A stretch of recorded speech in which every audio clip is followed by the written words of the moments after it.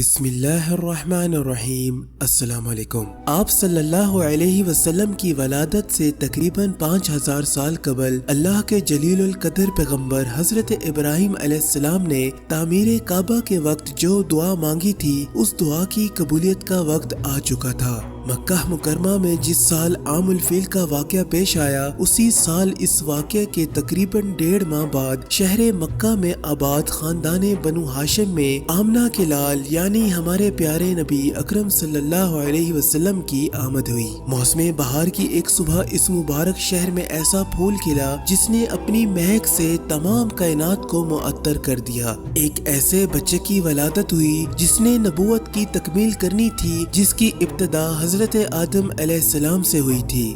رسول اکرم صلی اللہ علیہ وسلم کی ولادت کے بارے میں تمام اہل علم اس بات پر متفق ہیں کہ ماہ ربیع الاول میں ولادت ہوئی۔ نیز دن کے بارے میں بھی سب کا اتفاق ہے کہ پیر کا دن تھا۔ البتہ تاریخ ولادت کے بارے میں اہل علم کے متعدد اقوال ہیں، جن کے مطابق تاریخ 9 سے 12 کے درمیان تھی۔ متعدد قدیم و جدید اہل علم، مؤرخین اور ماہرین فلکیات کی نظر میں صحیح ترین تاریخ 9 ربیع الاول ہے۔ البتہ عام مشہور یہ ہے کہ آپ صلی اللہ علیہ وسلم کا یوم ولادت 12 ربیع الاول ہے، واللہ اعلم۔ آپ صلی اللہ علیہ وسلم کی پیدائش خانہ کعبہ سے چند میٹر کے فاصلے پر ایک چھوٹے سے گھر میں ہوئی تھی۔ گزرتے وقت کے ساتھ ساتھ حرم مکی کی جب توسیع ہوئی تو یہ جگہ حرم کے صحن میں شامل ہو گئی اور اس جگہ کو غزہ کے نام سے جانا جاتا ہے۔ ناظرین، یہ مکان اب بھی موجود ہے اور 1370 ہجری میں اس مکان کو مکہ المکرمہ کی لائبریری کی بنیاد رکھی گئی۔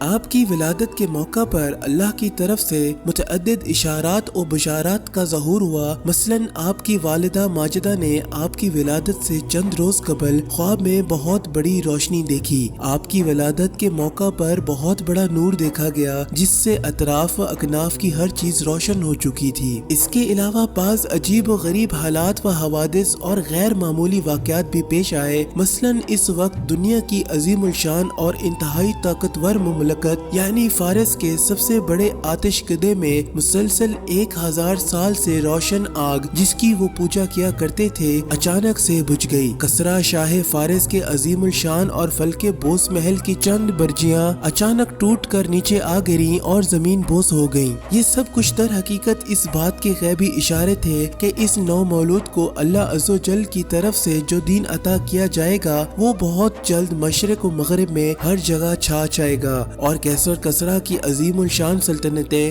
عنقریب اس کے قدموں میں ہوں گی۔ آپ کی ولادت کے بعد سب سے پہلے آپ کی والدہ ماجدہ سیدہ آمنہ نے اپنے لخت جگر کو چند روز تک دودھ پلایا۔ اس کے بعد کچھ مدت کے لیے ابو لہب کی کنیز نے یہ خدمت انجام دی اور اس کے بعد یہ شرف قبیلہ بنو سعد سے تعلق رکھنے والی حلیمہ سعدیہ کے حصے میں آئی۔ دراصل مکہ کے شرفاء میں یہ رواج تھا کہ وہ اپنے شیر خوار بچوں کو کچھ عرصہ کے لیے گاؤں میں رکھنا پسند کرتے تھے تاکہ شہر کے آلود ماحول سے دور صاف ستھری اور خالص آب و ہوا میں بچے کی صحت پر خوشگوار اثرات مرتب ہوں۔ چنانچہ جن دنوں رسول کی ولادت ہوئی، آپ کی والدہ ماجدہ نے بھی حسب دستور اپنے لخت جگر کو گاؤں بھیجنے کا ارادہ کیا۔ اتفاق سے انہی دنوں بنی سعد سے تعلق رکھنے والی کچھ عورتیں بچے گود لینے کی غرض سے شہر مکہ جانب روانہ ہوئیں۔ چنانچہ جن دنوں رسول اللہ صلی اللہ علیہ وسلم کی ولادت ہوئی، آپ کی والدہ ماجدہ نے بھی حسب دستور اپنے لخت جگر کو گاؤں بھیجنے کا ارادہ کیا اور اتفاق سے انہی دنوں بنی سعد سے تعلق رکھنے والی کچھ عورتیں بچے گود لینے کی غرض سے شہر مکہ جانب روانہ ہوئی، جن میں حلیمہ سعدیہ بھی تھیں۔ مکے پہنچنے کے بعد شہر میں گھوم پھر کر سبھی عورتوں نے کوئی نہ کوئی شیر خوار بچہ گود لے لیا، جبکہ حلیمہ کو کوئی بچہ نہ مل سکا۔ البتہ ایک یتیم بچہ تھا جسے کسی عورت نے محض اس وجہ سے اپنانا قبول نہ کیا کہ اس یتیم بچے کو گود لے کر شاید کوئی معقول معاوضہ اور فائدہ نہ مل سکے گا۔ اور پھر یتیم بھی ایسا کہ جس نے اپنے والد کا نام تو سنا ہو مگر آنکھیں والد کی صورت دیکھنے کو ترستی ہو، جس کا والد اس کی پیدائش سے پہلے ہی اس دنیا سے رخصت ہو چکا ہو۔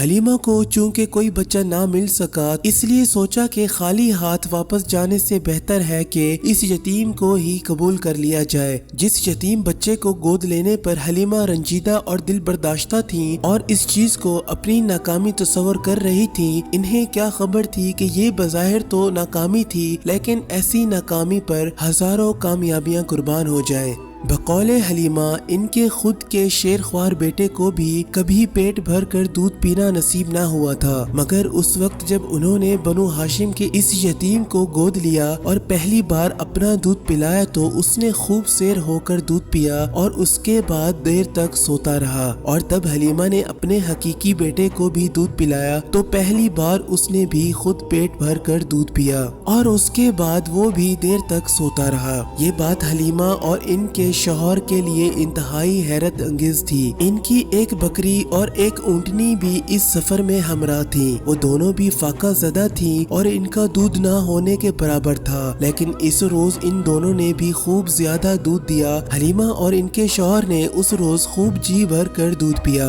گاؤں سے مکہ شہر کی طرف آتے وقت کیفیت یہ تھی کہ حلیمہ کی گدھی کمزوری کی وجہ سے سب سے پیچھے پیچھے چل رہی تھی اور حلیمہ کی سہیلیاں بار بار اسے راستے میں روک کر آوازیں دیتی اور اس کا انتظار کرتی، لیکن اب مکہ سے گاؤں کی طرف واپسی کا وقت آیا تو کیفیت یہ ہوئی کہ حلیمہ کی وہی گدھی اس وقت تیز رفتار ہو گئی اور سب سے آگے آگے دوڑنے لگی، جس پر حلیمہ کی سہیلیاں بار بار انہیں پیچھے سے پکارتی، حلیمہ رک جاؤ، ہمارا بھی خیال کرو۔ اسی طرح گاؤں پہنچنے کے بعد ان کی کھیتی باڑی اور غلہ و خوراک وغیرہ، غرض یہ کہ ہر چیز میں نہایت تیزی کے ساتھ حیرت انگیز طور پر بہتری اور برکت کے آثار نمایاں ہوتے چلے گئے۔ خود حلیمہ کی صحت بھی بہت اچھی ہو گئی، جس پر وہ دونوں میاں بیوی انتہائی حیران بھی تھے اور بہت زیادہ خوش بھی، حتیٰ کہ ایک روز حلیمہ کے شوہر نے انہیں کہا، یقین کرو مجھے تو یوں لگتا ہے کہ تم یہ جو بچہ لائی ہو یہ انتہائی مبارک ہے۔ اس پر حلیمہ نے جواب دیا، مجھے بھی ایسا ہی محسوس ہوتا ہے۔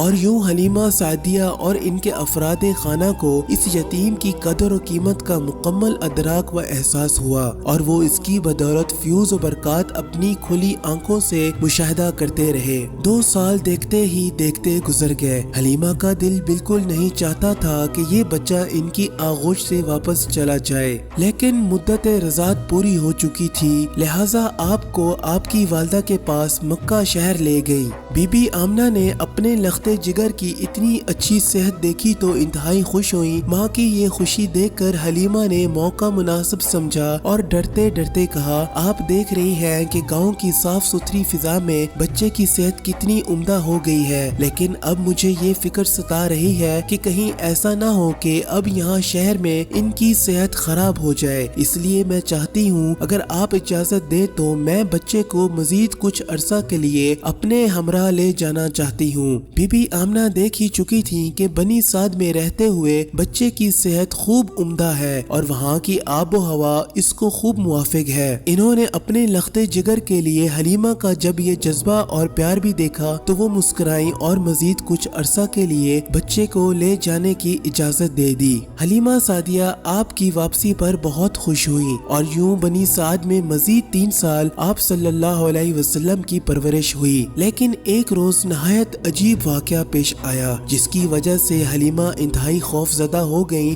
ہوا یہ کہ آپ ایک روز جب گاؤں کے دوسرے ہم عمر بچوں کے ہمراہ کھیل کود میں مشغول تھے کہ اچانک وہاں کوئی اجنبی نمودار ہوا اور اس نے آپ کو زمین پر لٹا کر آپ کا سینہ چاک کر دیا۔ دوسرے بچوں نے جب یہ منظر دیکھا تو فوراً دوڑتے ہوئے حلیمہ کے گھر پہنچے اور بتایا کہ کسی نے محمد صلی اللہ علیہ وسلم کو نعوذ باللہ قتل کر دیا ہے۔ حلیمہ انتہائی پریشانی کے عالم میں جب پہنچی تو آپ کی گھبراہٹ کی وجہ سے آپ کے چہرے مبارک کا رنگ قدرے بدلا ہوا تھا۔ در حقیقت وہ اجنبی شخص جبرائیل علیہ السلام تھے۔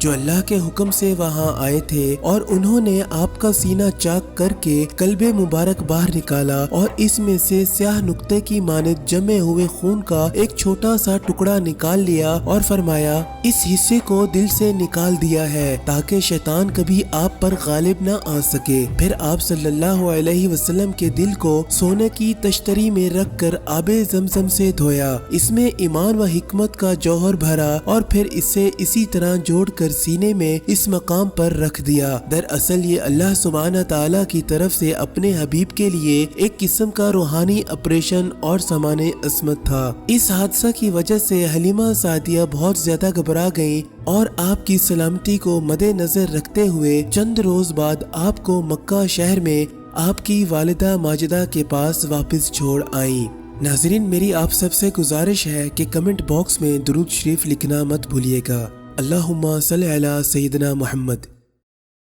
وما أرسلناك إلا رحمة للعالمين۔ ویڈیو پسند آنے کی صورت میں لائک، شیئر، کمنٹ کریں اور چینل کو سبسکرائب کریں۔ زندگی رہی تو پھر ملیں گے، تب تک کے لیے فی امان اللہ۔